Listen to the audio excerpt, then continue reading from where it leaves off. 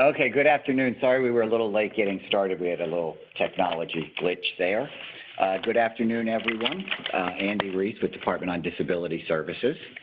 I guess I will start just with a brief update regarding status of COVID-19 for people supported by DDA. We currently have 209 people who have tested positive for coronavirus.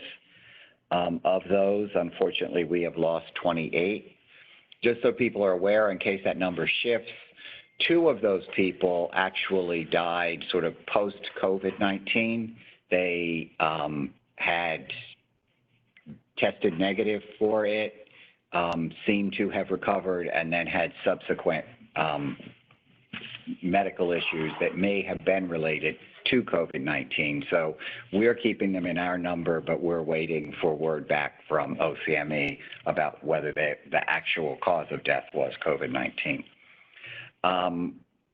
Fortunately, at this time, there are only 2 people who are hospitalized receiving treatment for COVID-19. We have had 73 additional people who've gotten inpatient treatment and have since left the hospital. And there are 106 people who tested positive who did not require any inpatient care for COVID-19. Included in that number is that we had some people who were in the hospital for other reasons, and a routine part of getting whatever other procedure was a COVID-19 test, and they tested positive while they were in the hospital but received no treatment in the hospital because they were asymptomatic for COVID-19.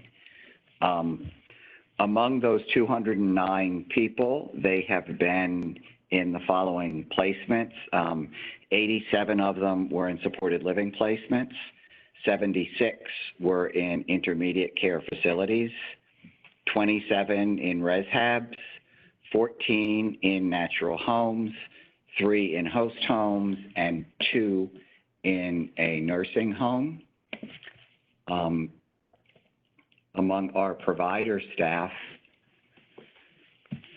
we have had 240 people who have tested positive for COVID-19, and at this time, this includes 8 people who work at more than one agency. Amongst the 240 people, unfortunately, we have lost 6 provider staff to COVID-19.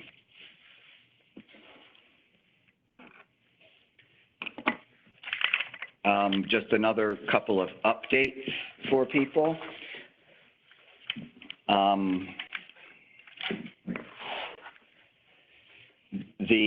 First of all, the HAB court has some change. The habilitation court has some changes. They have dedicated a courtroom from which they will be doing the hearings, which will continue to be virtual hearings, but they will now be doing hearings 3 days a week, on Monday, Wednesday, and Friday.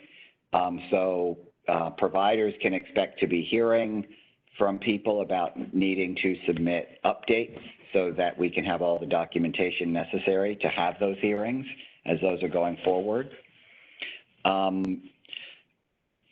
Just in way of an update in terms of the Appendix K, not a lot of an update.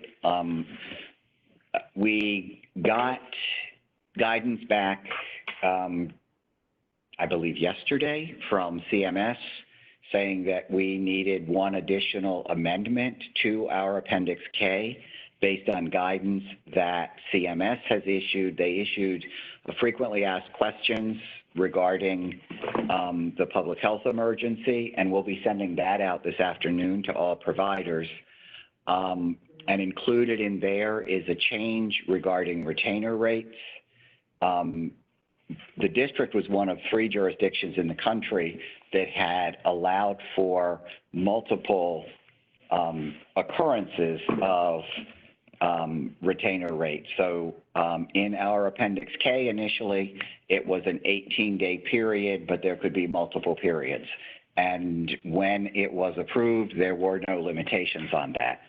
The new guidance has put a limitation of 3 occurrences of 30 days, which is 30 service days And so it's a total of 18 weeks of services that are covered by the retainer rate, and then it ends.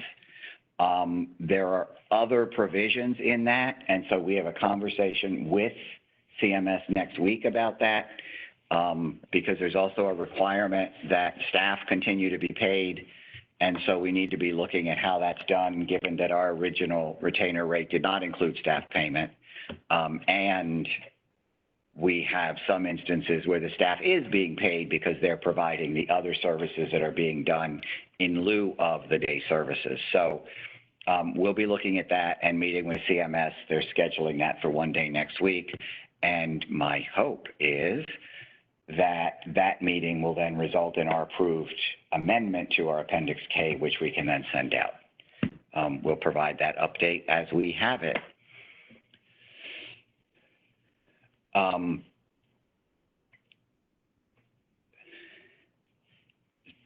I see there's a question, and rather than wait for that question, since it's related to what I'm talking about right now, I'll go ahead and read it now, which is, did we include access to technology for providers in the Appendix K, or will we need to wait for the waiver amendment in October? We did not include it, and because it's already in process, I didn't want to even further delay this by making another amendment to it. So yes, we will have to wait till the waiver amendment in October, which will actually be a waiver amendment that goes into effect November 1. So we did have, for our provider and DDS staff, we did the community participation assessment and questionnaire training, and I know that we have some providers who are starting now to do those assessments and provide, have the team meetings so that people can begin to make plans for appropriate day services for people. I could ask if we can unmute Musu in case she wants to provide some overview of how those trainings went. In my conversations with her, overall, it sounded like they went very well. Just a couple of issues that arose in those were related to sort of the scope of this CPAC that needs to be done. So if someone wants to, now that there's no longer a stay-at-home order and someone says, well, I'm going to go to the movies, do they need a CPAC to go to the movies? No. Now, what we have said in our, I think we said in our phase 2 guidance, that the CPAC provides, either we said it in phase 2 or we're going to say it in phase 3 and should have said it in phase 2.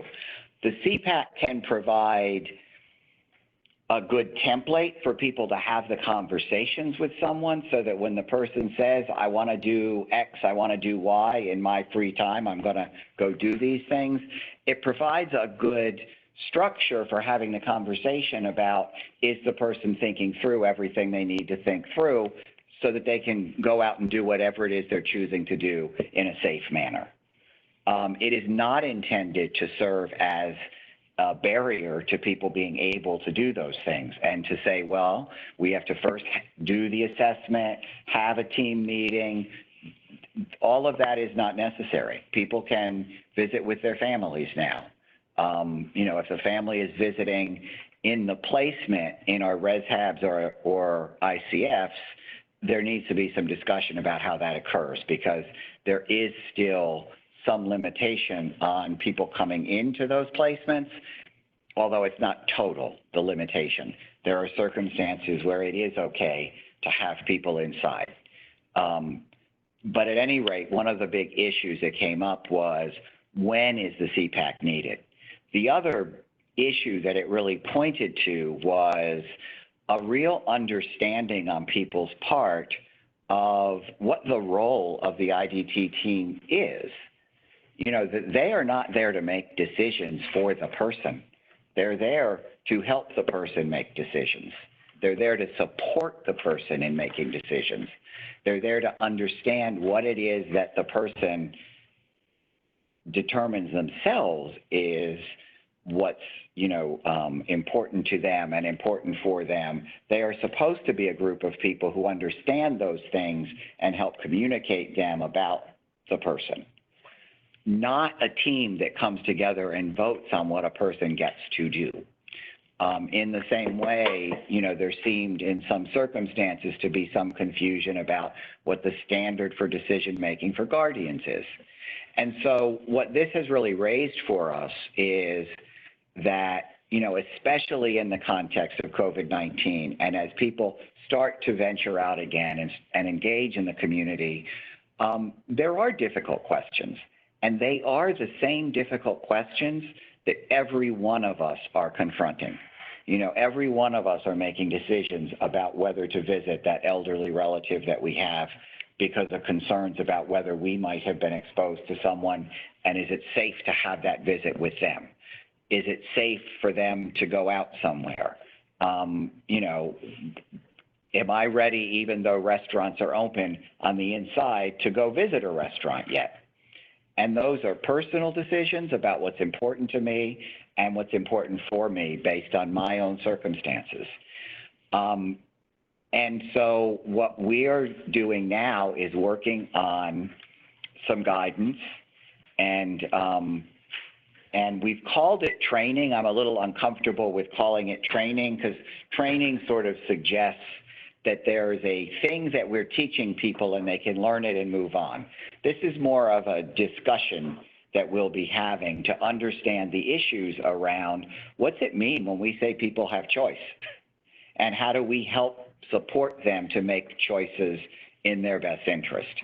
And so in terms of COVID-19, so what we plan to do is develop a PowerPoint that will create a facilitated discussion that will in the beginning have some specific guidance and actual training about, yes, the state has the authority to limit all of our choices, and through its public health emergency powers, that's exactly what the mayor did. She told all of us to stay at home. She also told everyone they had to close, so even if you didn't stay home, there was nowhere to go. But the state does have that power. But then once the state said it's okay to go out, people making decisions beyond that saying, oh, it's not safe for you to go out, that's an individual person's decision. And so how do we help the people that we support to make those decisions? And what is our role in protecting them and helping them make decisions? And, what is the IDT's role? What is a guardian's role? How do we help people to make these decisions in their lives? And so what we are developing a PowerPoint here. Our rights and advocacy person and our nurse educator are working on the first draft of it. And I haven't yet asked some providers to assist, but what we're doing is getting a broad array of folks to help us to review it, to make sure that we're addressing all the different concerns that people have as we work together to support people to make good decisions for themselves. And so some folks from advocacy are already agreeing to help. Other DDS staff, I'll be asking providers. Someone from Project Action has volunteered. So my hope is that then together we will finalize this PowerPoint that will serve as the structure for facilitating a discussion. It will include a number of different sort of case scenarios. We have the good fortune, I guess, of having a number of actual case scenarios that we will be able to discuss and talk about how, what the appropriate steps are to address these kinds of issues. For example, a person who is at higher risk says, I have a job at Safeway and I want to continue going to work. And their guardian says, I don't think it's safe, I don't want them to go. What are we supposed to do in that circumstance? A placement says, for example, you can't go out, and if you leave, you have to stay in your room and be isolated for 2 weeks. to ensure that you don't pass anything to the other people who live here. Or a person who says, when people come to my house, I don't want them to wear a mask because I can't hear what they say. So I don't make staff that come support me wear masks, even though the rules say they're supposed to wear a mask. So, or when I go out, I don't want to wear a mask, but I still want to go out. So all of these really challenging questions, how do we help people to answer them for themselves? How do we support people to answer those questions in a way that's best for them and allows them to make those decisions and gives them sort of the same freedom to make good and bad decisions that the rest of us have. And so we'll be pulling that together, and then we'll be having a number of sort of workshop training, discussions, whatever, virtually. And what I was envisioning is at first, they would be it would be providers, it would be DDS staff, families, and people, other important people to the people we support, self-advocates, and then attorneys, and doing them separately to give people the real freedom to talk, and then perhaps having some additional ones where folks come together and talk across all these different disciplines. So we're really talking about a number of different sessions, but we're also engaging a number of different folks to help us with this. So one of the things we'll address is sort of who are the best people, or what are the best sort of roles to facilitate different conversations.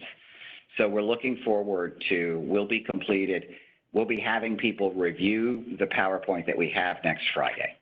And then we'll be going from there to begin finalizing that and scheduling a number of these conversations. And I look forward to having those. I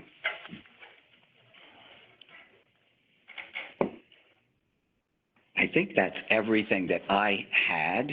We received one question.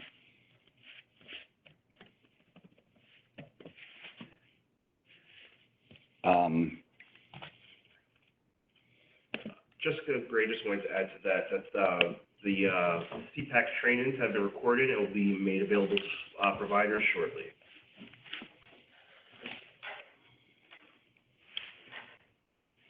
So we got one question. Has DDS started to clean and sanitize the homes yet? Instead of young adults going to adult day programs, couldn't you have companions assist in jobs, outings, trips, et cetera? People need a change. So I'm not clear about the DDS sanitizing homes question.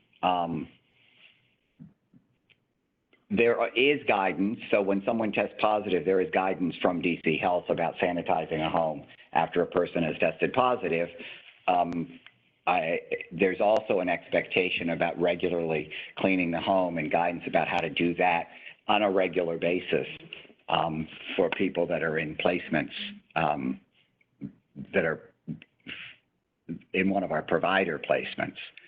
And as I said, so the whole idea of the community participation assessment and questionnaire is to do exactly what you've asked in the second part of the question, which is to identify activities that people can engage in that will be beneficial and safe and for the person, to identify what the risks are to the person, if any, to engaging in particular activities, and identify ways to mitigate that risk so that they can engage in the community in a variety of different ways. We are working with a group that is developing a best practice document about day services, and that will be coming out soon. So that'll make recommendations about how services can be provided in a facility-based day program. And DC Health is also issuing guidance about all adult day programming, which would include day programming for people that receive services from the Department of Aging and Community Living, as well as DDS. And we expect that also to be coming out soon. So, so there will still be some opportunity for facility-based services, But that is more limited because, the same as people are talking about concerns about children going back to school right now, the most important things with this virus that we are still in the very beginning of, in some respects, is ensuring that you maintain a safe physical distance from people, that you stay at least 6 feet away, that you use face coverings whenever you're in public, and that you frequently wash your hands and do your best to avoid touching your face, especially if you didn't just wash your hands, with soap and water for at least 20 seconds. And, the important thing for the people we support, and I think, as we have seen our numbers get much more under control, I think that part of that is that the providers have done a really good job of limiting the number of different staff who work with people. And so it's been really important, in the settings where you have more people to not have, I guess the important thing is that you interact with as few people as possible. And so we need to keep a safe physical distance from everyone, but it's also important to, when you're interacting with people, that you interact with the fewest number of people, just so that the likelihood that you interact with a person who has COVID-19 is less. So going to a day program is something that some folks should really think hard about, especially someone who's at higher risk, whether they should be in a place where there are several other people there with them. But those are all issues that will be addressed on an individual basis with people's teams after they've done the community participation assessment and questionnaire. Andy, I wanted to add, this is Musu. Yes. Yeah, I just wanted, there have been some questions from providers and they're asking whether they should commit the tool. Just wanted to clarify that you do have to commit the tool in order for the service coordinator and for other team members to be able to see the committed tool and for the meeting to be scheduled. Thank you. Thanks, Musu. So I see one question about, we have changed our format.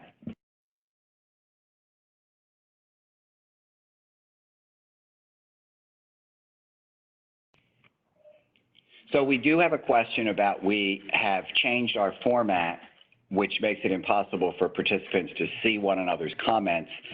And so now the comments are only, we read them, so you have to rely on the fact that we're reading them to you. I think Kirk is going to share them now so that everyone can see them. Yep. So as they come in, I'll share them with everyone so everyone can see them in real time. So, and it was just based on sort of different tools that exist in different kinds of WebEx formats. And there were some benefits to this that have allowed us to have better sound and no problems with people sort of breaking through in terms of, kind of breaking through and having issues with the sound. So we switched over to this format, but I think we're going to be sharing so that everyone can see what the comments that are made. It was not an effort to prevent that. So there is a question, is the retainer payment good for an additional 18 weeks, or is it 18 weeks from the first payment? It is 18 weeks from the first payment, which 18 weeks from the beginning of the public health emergency, if I'm not mistaken, gets you to July the 15th. I'm hoping that we will, they haven't finalized, they gave us 3 options for times next week to meet with CMS to finalize this. So I'm hoping that in our conversation with them, we'll finalize it, get an approval, and be able to publish it to people. Hoping.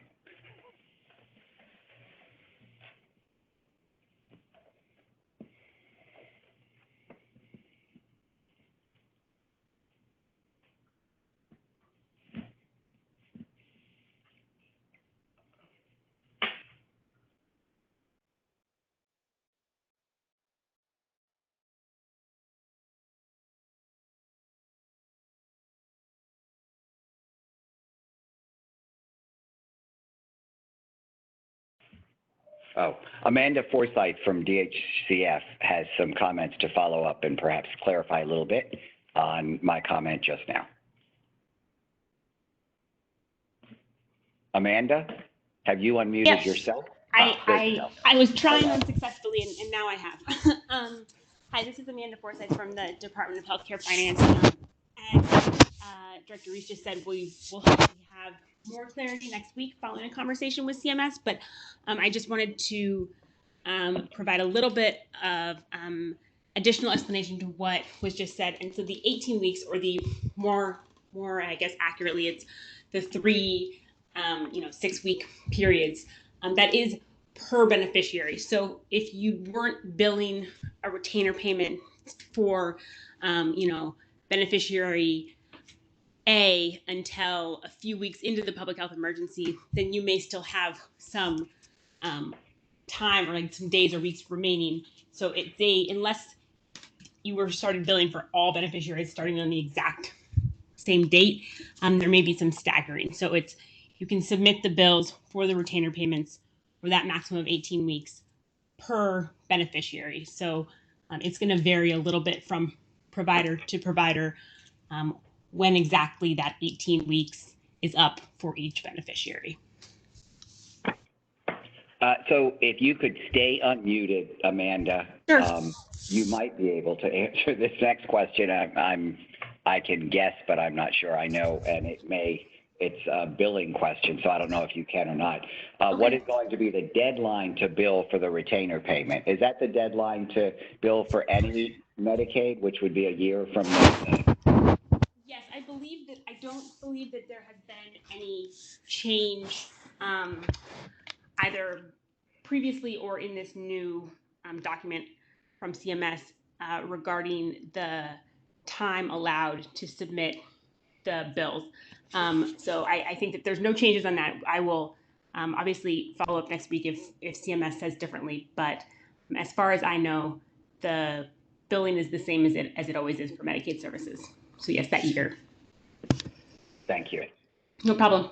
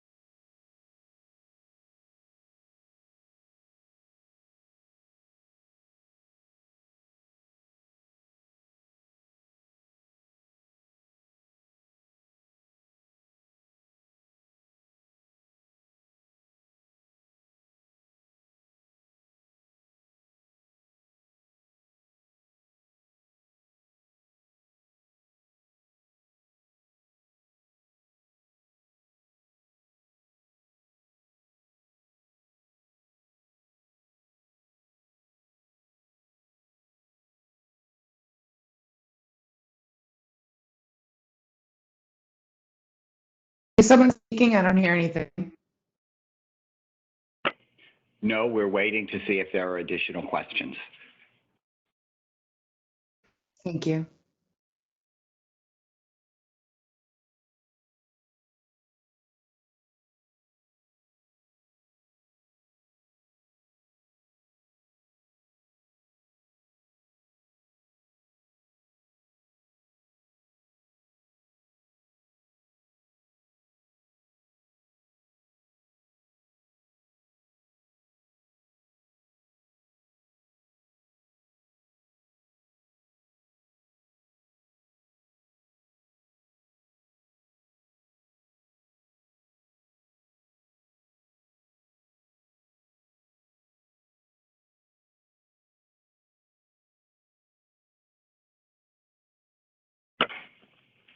So we have a question. What's the expectation for day? Oh, I'm sorry.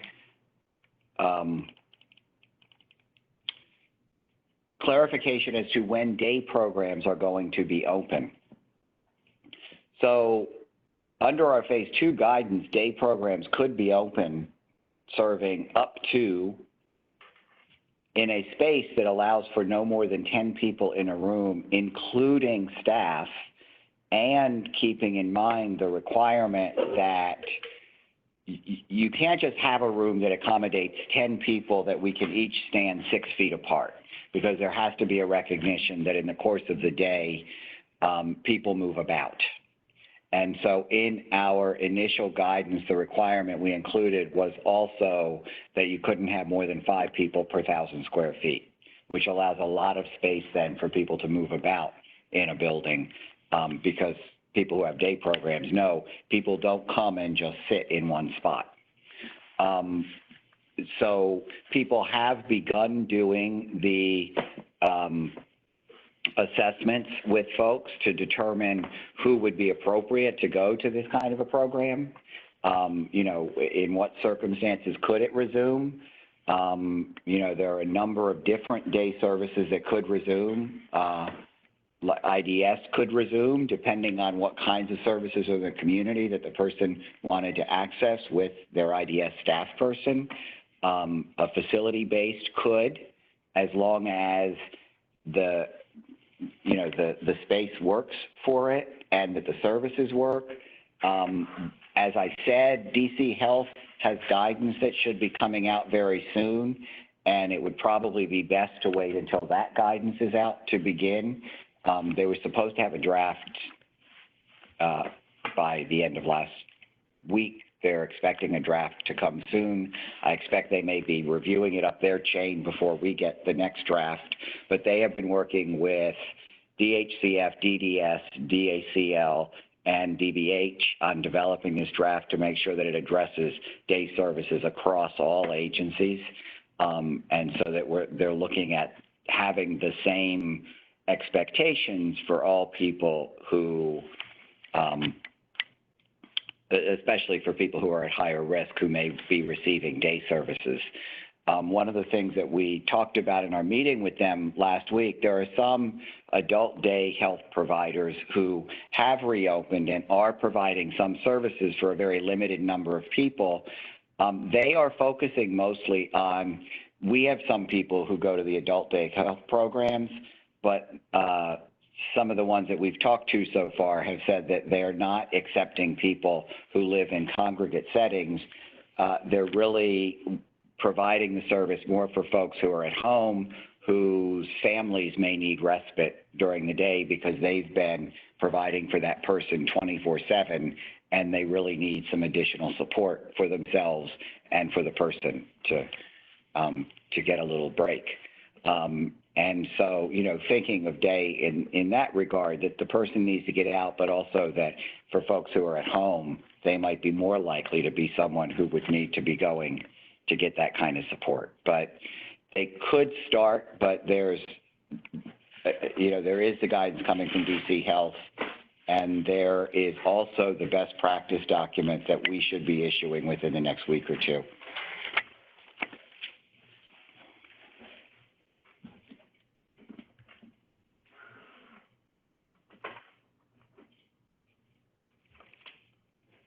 So I also just want to clarify, in our Appendix K, apparently it does require that retainer payments be submitted within 90 days from the date that the person was unable to attend the service. So as opposed to most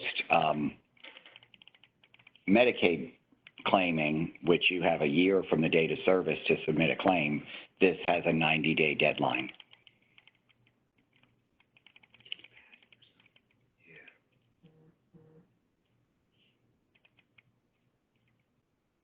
Which means that 90 days from March 11th is tomorrow. Or it's probably 2 days ago because, 30. Oh yeah, we're up to July, aren't we? So it's passed for some. But that is in the Appendix K that went out already. And as Amanda said, there's been no change in whatever is existing there.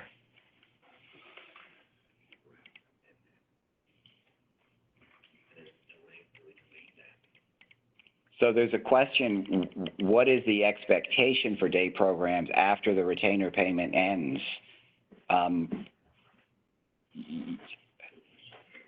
So we have sent out to all providers a couple of times now, information that's available about HHS payments that are available to all Medicaid providers.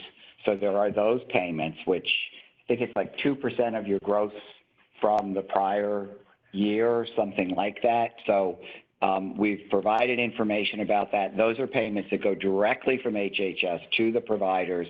There was a conference call by HHS about those either yesterday or the day before, but we provided people with information about that. There is also PPP, which is available to small businesses, which are loans in which the repayment can be forgiven under certain circumstances. So, you know, people would have to rely on those other mechanisms as well as this. This new guidance came as a surprise. I will say, as I said before, the district was one of only 3 jurisdictions in the country that allowed for multiple periods of time that the retainer payments were being made. So I expect across the country, providers have been struggling with that same question. And I'd encourage people to look at other programs in other states about what that expectation is. Director, if I could also add, just as a reminder, the CARES Act Provider Relief Fund, the deadline to submit your gross revenues from CY 2017, 18, or 19 is July 20th. So that deadline is 10 days from today, July 20th. And Andy, this is Amanda Forsyth from DHCF again. I just wanted to, from the new CMS guidance, I did want to make sure that providers were aware that among the new retainer payment clarifications and requirements, they have said that providers may not simultaneously be receiving federal, other federal emergency assistance and then also get the retainer payments. So I think that we should just put that out there. Again, it's included in the guidance that I guess is going to be sent out to everyone, but it seems most advisable to first exhaust your retainer payments before going forward with other federal forms of assistance because they are not permitting states to make retainer payments to providers who have documented that they've received this other federal assistance, unfortunately. Yeah, thanks for that, Amanda. And right, those, if I'm not mistaken, all of these attestations are going to be required in our amended Appendix K. So, like I said, once we have that, unfortunately, all of this guidance just came out from CMS. So we are just learning about it. We're sending the whole guidance out to providers so that you can read it yourselves as well. And we will be meeting with CMS next week so that we can clarify exactly the language that we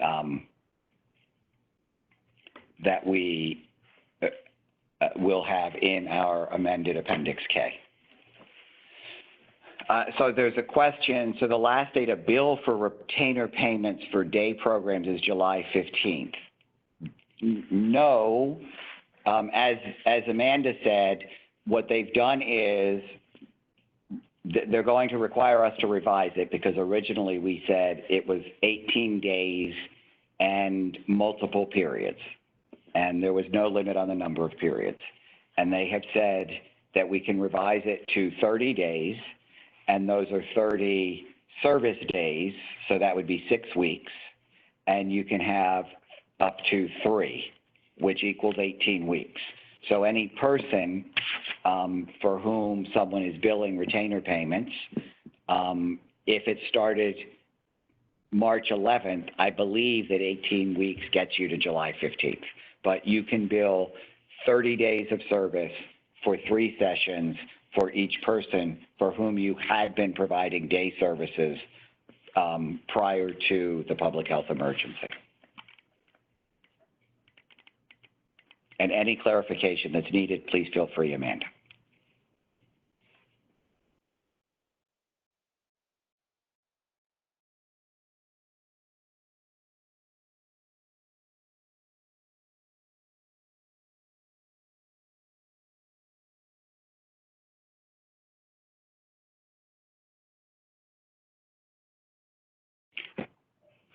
Can you repeat how many people per square feet in a day program? You will find this on DDS's website. If you go to dds.dc.gov, up at the top, there's a link to all of our all of our public health emergency guidance. So if you click there, and you will see the DDS Phase 2 guidance, which consistent with the guidance for like gyms and summer camps, and we tried to find other sort of analogous things. The guidance is 5 people per 1,000 square feet. In that guidance, when you get to Phase 3, it's up to 10 people per 1,000 square feet, but I'm not sure that we're going to include that same kind of limitation in our updated guidance.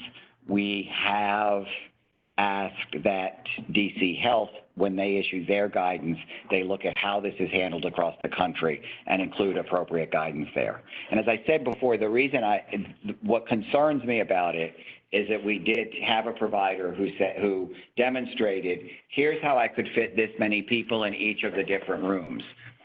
But what some of that means is you have people, I guess a good example of that is we've gone through our building and changed the capacity in every one of our conference rooms so that everyone has at least 6 feet of space.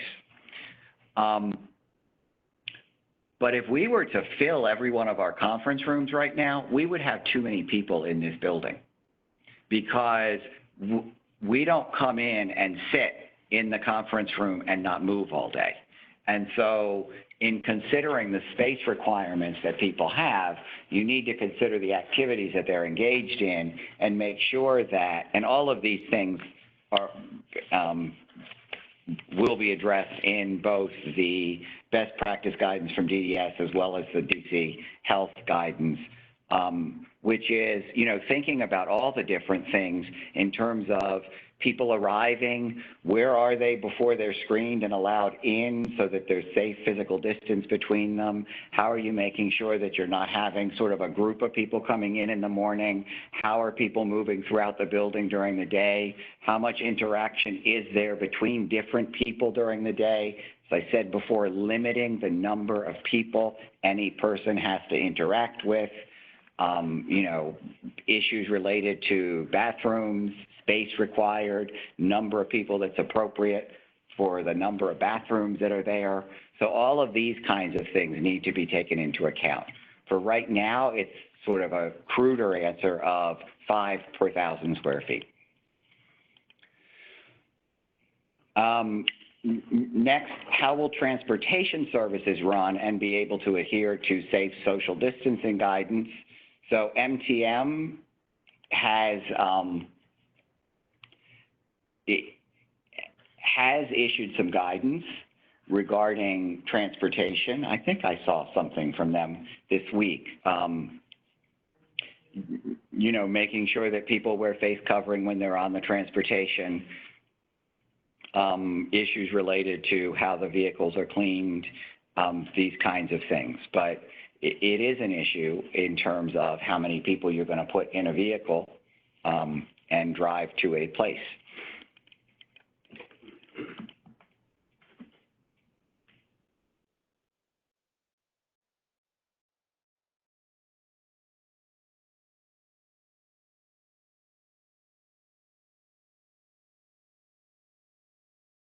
We have been asked to test everyone we support for COVID. So what should have occurred, there's guidance that came out from DDS. The guidance that we have sent out that was approved by DC Health, by the mayor's office, is consistent with the current guidance from DC Health. Anyone who is high priority for testing should be tested. So testing everyone is going beyond that. And so if you refer back to the guidance that we did issue, I'll give you the date and the name of the guidance that was issued. And what it said was anyone who is at higher risk, who has had an exposure, should be tested. And That would include anyone who is in a res hab or ICF, or anyone who's at higher risk by definition of age, being 65 or older, or health status, having respiratory, cardiac, or diabetes, or obesity, or morbid obesity. If any of the, or any staff working in any of these placements who have an exposure, any of those should be tested. I think that it is true that you were asked and it was in error, and so we have been trying to clarify that. We are, however, trying to ensure that we have information about everyone's testing status, and so that could have been part of the confusion there, is that we did want testing status for everyone, not just the people who are high priority for testing, for whom we do expect a test to be done.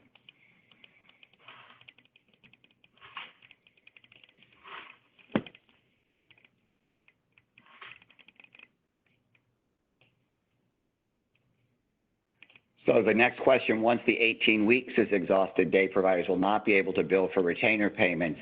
That is correct. That is our understanding of the guidance that was just issued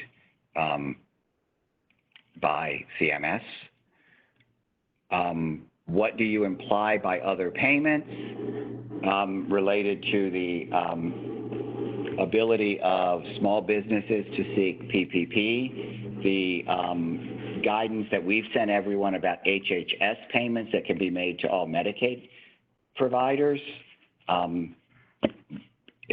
People should have received this. We sent a couple of different communications to all providers about the HHS payments that go directly to providers.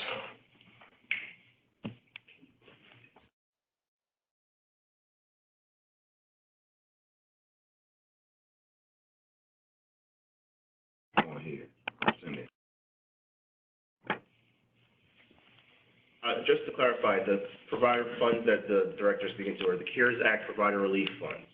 That's what we're describing in when we say other payments. And there are other payments that the HHS is releasing as part of the CARES Act. So if you were eligible for some reason for any of those, that's also qualifies in, or disqualifies you from double payments.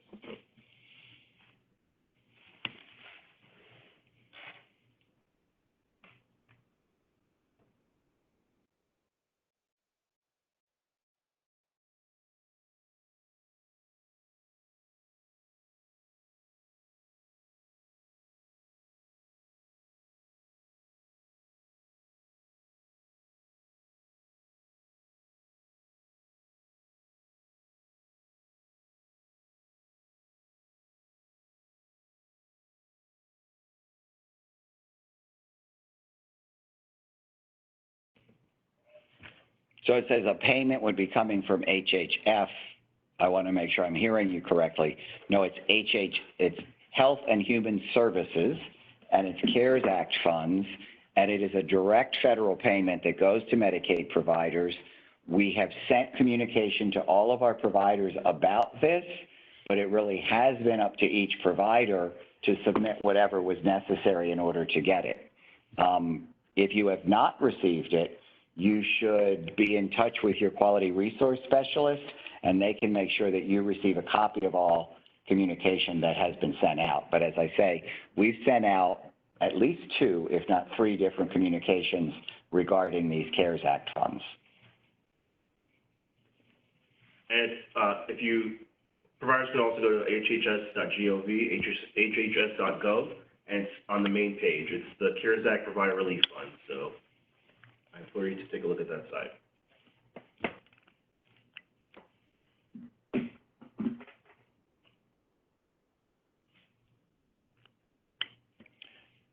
There's a question. We locked down our residential facilities and are billing at the quarantine rate. We plan on staying on lockdown quarantine even though DC is starting to open. Can we continue to bill at the quarantine rate? What are the requirements for billing at the quarantine rate? Well, quarantine, I guess, which is in the question 3 times would be the requirement. So quarantine is when you have a person who's had an exposure and they are required to self-quarantine for 14 days, that person, you know, they're required to self-quarantine because there's the potential that they may have gotten COVID-19, and so they are quarantined. If you are providing support to a person who has tested positive for COVID-19, they are quarantined. Winslow can correct me, but I think that would cover it. That is correct, Director Reese. I'm also a little concerned because quarantine also, you know, when I hear quarantine, I think of being locked inside, which, you know, effectively most of us were quarantined under the mayor's stay-at-home order. And except for people who were advised by DC Health that they should self-quarantine because they've had a direct contact exposure with a person who has a laboratory confirmed case of COVID-19 or a person who has tested positive, we shouldn't be making, we don't have public health authority to quarantine people beyond that. There are recommendations that people who are at higher risk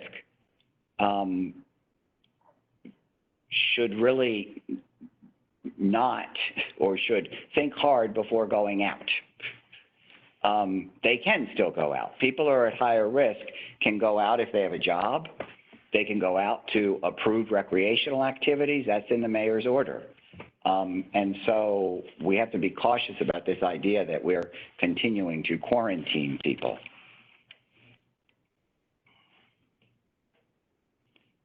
So this is a question, it says to all panelists, but I'm thinking, that just has to do with WebEx speak. And this is a really good question that perhaps providers could give us an answer to, which is, are providers, if it's a question to us, the answer is easier. Are providers allowed to be under lockdown right now, preventing people supported from going out, even when they are not under a DC Health directed quarantine? No. As I just said, the public health power resides with the mayor. DC Health has some power there as well. DDS does not, and our providers do not. So the answer pretty clearly would be no. If you look at the mayor's order as we move to phase 2, it did say that people in ICS and ResHabs should continue to stay at home, except to go to employment or approved recreation activities. And recreation can be a whole broad spectrum. I mean, shopping for clothes is recreation for some people.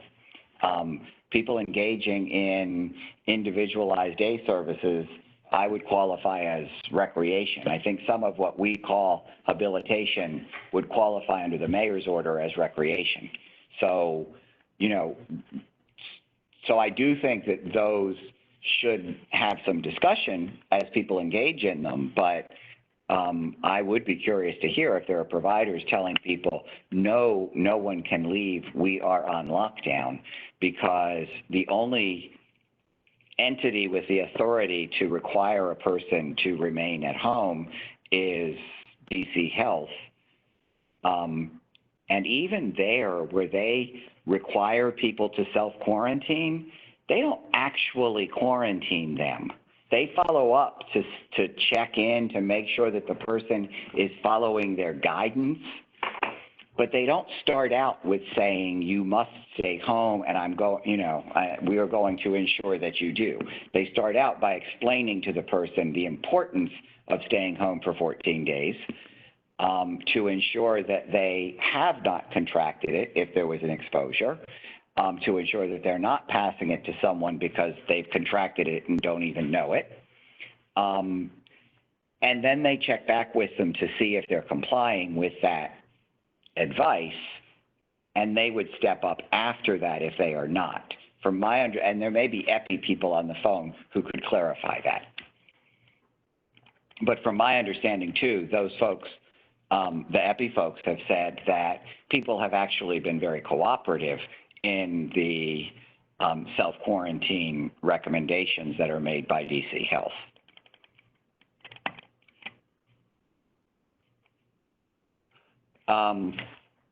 We're actually past 1 o'clock, and I don't see additional questions here. We started a little late, so we can certainly stay another 5 minutes if there are additional questions. I do think that this exact conversation is the reason that the discussions we're going to be having are so important. Because I do want to say, I think that, you know, to the extent there are providers who are quarantining people or putting limitations on people, it is in response to our numbers were really high in April. And providers are taking measures to protect the people that they are there to support. In the same way, the city took measures to protect all of us by issuing a stay-at-home order. But at a certain point in time, people also have their rights to engage in the activities that they're interested in.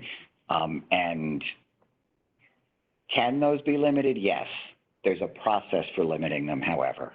And that process would go through an agency's human rights committee before you get to a limit. So until you go there, there can't be a limit. The mayor could impose a limit, or you could attempt to impose a limit by going through human rights. I think it would be challenging to get there, but that would be the mechanism for doing so. And these are the kinds of discussions, as I say, that we really need to have to make sure that we're all understanding this well, because I do think it's a difficult balancing that needs to occur. We all want to make sure that everyone we support stays healthy.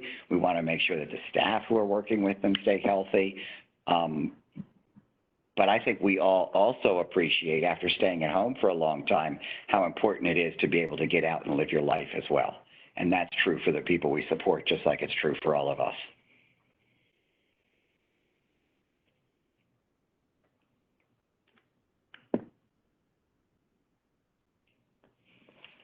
So it looks like there are no additional questions. Thank you very much, and we will talk to folks next week.